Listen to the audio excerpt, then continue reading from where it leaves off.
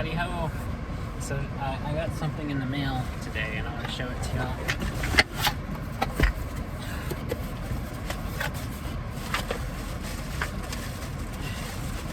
I ordered a case of Trappy's hot pepper sauce because this shit is awesome. And super excited about that. I'm going to put it on all the shit I eat now. I ordered a case, comes with like 6 bottles, so it's gonna last me maybe a week, because I literally douse everything I eat in that stuff, and I really wanted some. I was like, I need some Trappy's sauce. It's essentially just, I was actually just eating with this on. It's essentially just pepper with vinegar, but my God, is it good. I love it so much. And I can't find it in any stores anywhere around here. My grandparents have it. I don't know where they bought it at though, because in my hometown here, I literally can't find it anywhere. I have to order it when I want some online. So thank you, Amazon, for coming through with that. Anyways, I just wanted to show that to y'all. Anyways, it's today's video message from my friend Lilla, a friend of mine who lives around the world while I'm lying and lonely and languishing here in Oklahoma, but that will soon not be the case. I am actually on the precipice of moving. I'm about to move out of state. Thank God. And I'm just kind of winding down my last few days here, just doing some stuff to get ready to go. So it's what is it, Wednesday? Hump day. October the 6th. We're already in the 6th, 2021. And this is today's message for Lilla. Lilla, if you're watching this, today's message is, I travel light when I move. Every time I've ever moved, I've traveled very, very light. In some cases, to the extreme of just literally only having a few clothes and starting my whole life entirely from scratch. I grew up that way. When I was growing up, it was very desperate living. It was very kind of hand-to-mouth and hardship and always being broke. And it was constant leaving and uprooting my life and having to start over again, over and over. And my mom would frequently walk out on my stepdad, and then we would have to start over. And then inevitably she would move back in with him. She'd leave again, we'd start over. Inevitably she'd move out and start over. It was an endless cycle, and it finally stopped. She finally left my stepfather for good when I was 13, because after years of beating the shit out of her and throwing her around the room like a rag doll and beating her senseless to near death on multiple occasions, the thing that finally was the camel's straw for her was when he threatened me and laid a hand on me, and that's what finally convinced her to walk out. So I'm grateful, honestly. I'm glad the bastard did it to me, because that was her wake-up call to get out of that situation.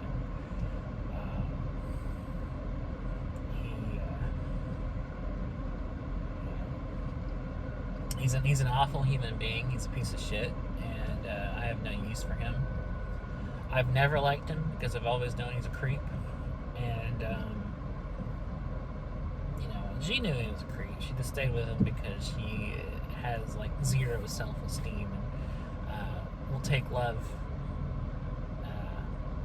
in any form, or what she thinks is love.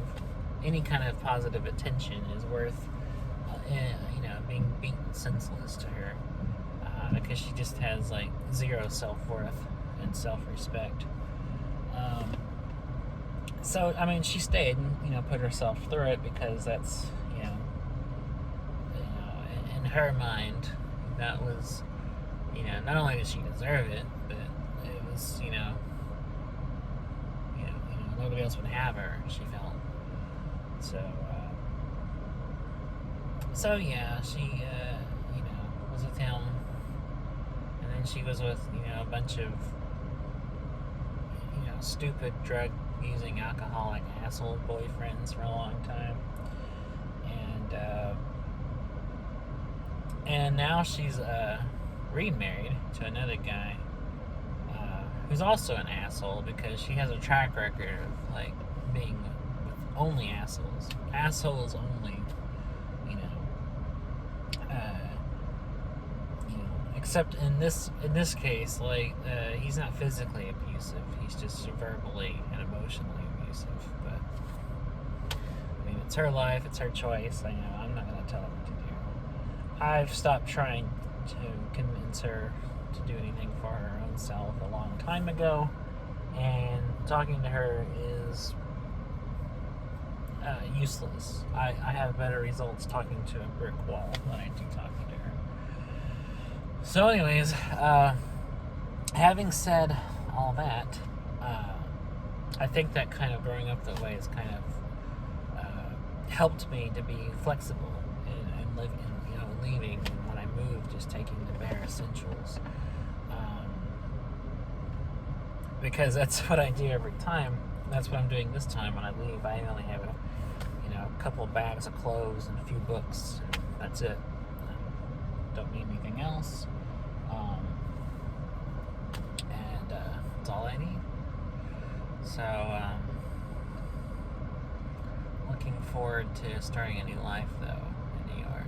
That's going to be great.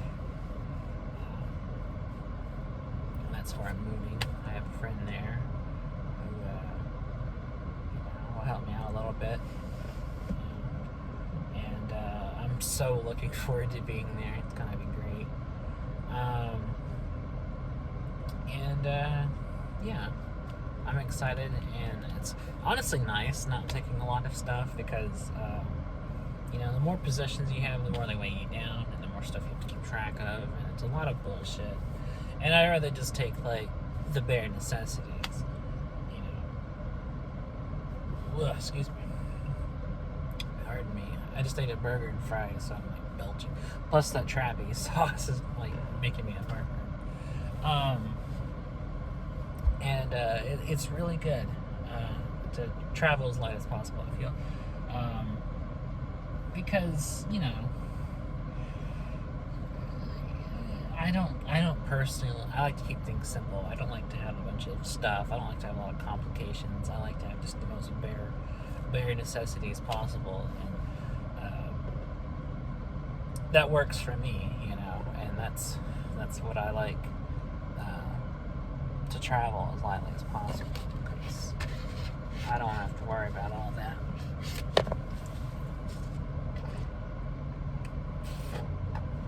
And anyway, so I've just been getting ready to do that.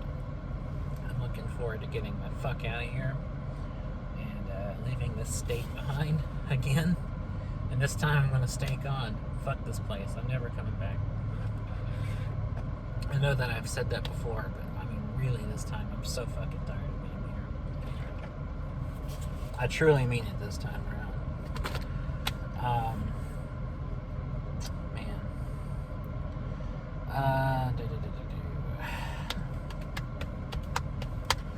In other news, I had a really weird dream last night. I was driving on a country road, and there's a lot of them around here. And I was with a friend of mine who I don't really see very much. We have a weird relationship, my friend and I, because we go long periods of time without talking or seeing each other. But it's not hostile in any way. It's we're cool with each other, and we understand that we don't always have to spend all the time together or see each other that much. But we're pretty good friends. She's one of the closer friends I have. I have very few people I kind of really include in my life, and she's one of them. So we were driving, and I think I dreamed this because she lives way out in the country, about 20 miles outside town here, and I think that's what brought the stream on. we were driving, and it was the middle of the night, and I was on a gravel road, and we were talking, and I don't remember what we were talking about, but I remember we were talking, and I look over and she's gone. Like, I was here in this car, and it was my car. We're driving, so I'm just cruising the road, adjusting the AC, and I asked her something, and I didn't get any response. And I turn and I see that she's just gone. The passenger seat's empty. And so I'm like, where did she go?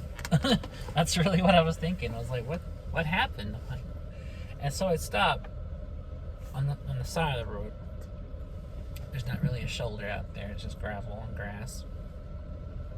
And I get out and I'm like walking back a little ways because I'm like, maybe I don't know. Maybe she fell out of the car or something. Like maybe I didn't notice the door open and she tumbled out or something. Which we were going pretty fast, and she's very petite, so that would really damage her pretty badly, probably, going as fast as I was and hitting the ground that hard. And still nothing. So I'm looking around. It's the middle of the night. It's quiet because it's way out in the middle of the boondocks. Nothing but crickets in the grass. Thousands of crickets. And I'm standing there. I'm just confounded because I'm like, what do I do now?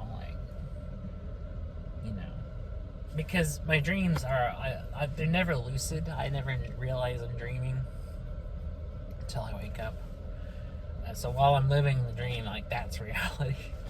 And I don't question it because, in this, dream world, this weird dream logic makes sense at the time. And so I'm just like, this is strange. So I get back in the car. I turn it around, which is very narrow. It's a very narrow lane. Not much room. I'm driving off in the grass and backing up. All that stuff. And I'm driving back, and I see another person, walking in the dark. My headlights hit them from behind. And they turn around. And it's you. It's Lilla. it's you, Lilla. And I pull over and I roll the window down because I have automatic electric windows. So I press the button up like that, rolling it down. And I'm like, hey, Lilla, what are you doing out here? And you, Lilla, are like, I got lost. Can you give me a ride back to town? And I'm like, yeah, of course, get in. So I roll the window back up like I just did. You get in the car. And so I turn around again towards the highway back into town. So we're driving back into town, and we're talking about something completely unrelated. I can't remember what it was. I think we're talking about music or something. Or no, I think what it was is I'm asking you questions, but you're answering unrelated topics. So I say something like, Lilla, how did you get out here? What are you doing here in Oklahoma? And then you're talking about you're talking about Radiohead or something like that, or Van Halen or something like that. And I'm like, what does it have to do with anything? And you just keep talking in non sequiturs. And I finally get pissed off. We get into town. I pull over into a parking lot, much like the one I'm in right now. And I finally turn to you and say, okay, God damn it, tell me what's going on here. And you still just keep talking in non sequiturs. And you turn to me and very seriously, this is what cracks me up now. You very seriously reply in the most dead serious tone, with the dead serious look on your face. You say, as calmly and seriously as you can, you say, all action and no theory. And I'm like, what the fuck does that mean? And I get mad, so I get out and I storm off. Not because I'm mad at you. I'm mad at you for kind of withholding info, because I feel like for some reason you're not being open with me. You're not telling me anything. And then I walk around the parking lot for a while, and I come back, and you're still sitting in the car. And you finally explained to me.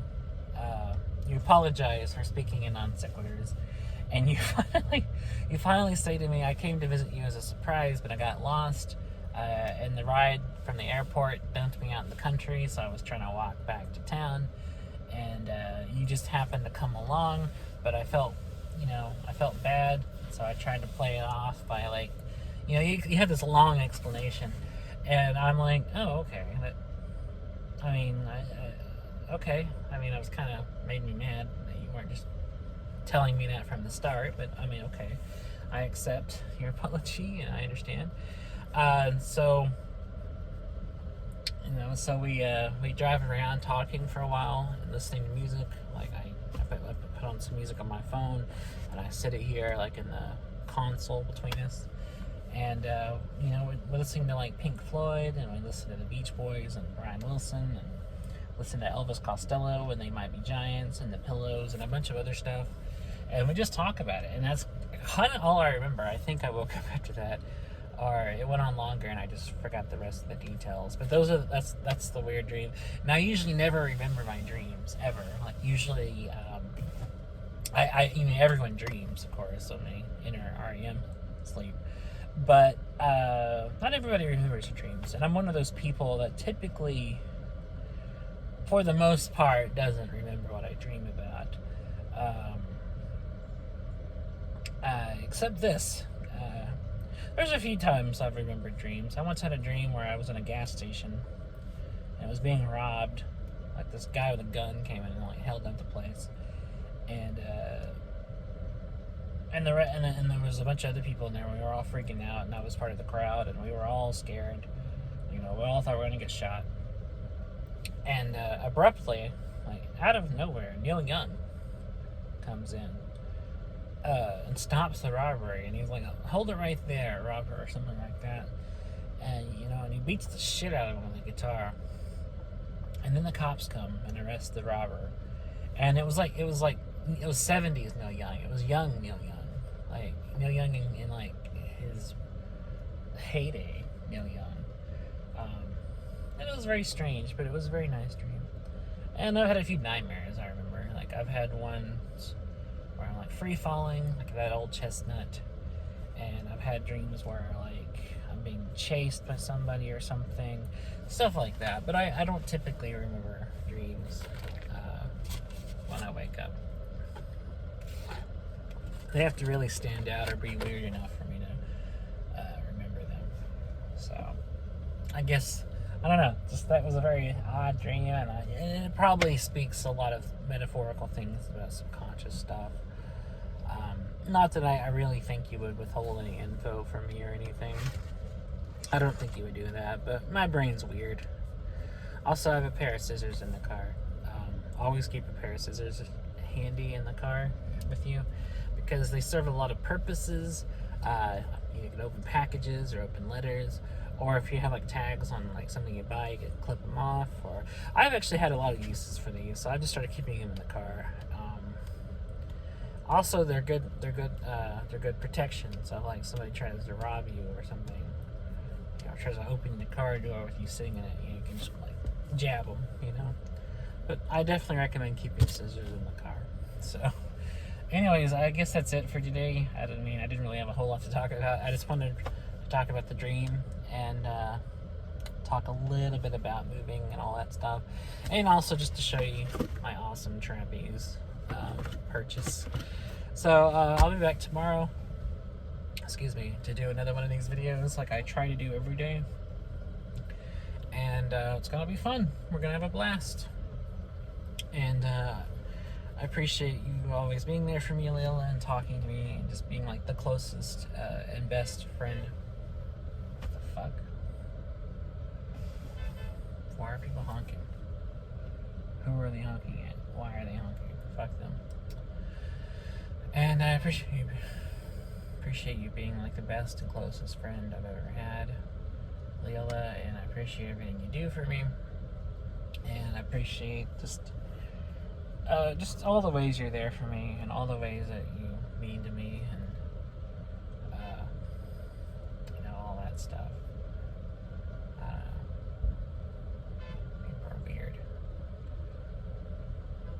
a girl honking at another girl to get in the car. Makes sense. And, yeah, that's about it. So, sorry, all that incessant honking in the parking lot here, like, threw me off. Yeah, but so I appreciate you being there for me and being my friend, and I'm sorry that things have been difficult for you and difficult for me, and, we'll get through it. We're going to be okay. And I'll be back tomorrow, because I'm trying to do these videos every day like I used to, and so I will see you then, so take care.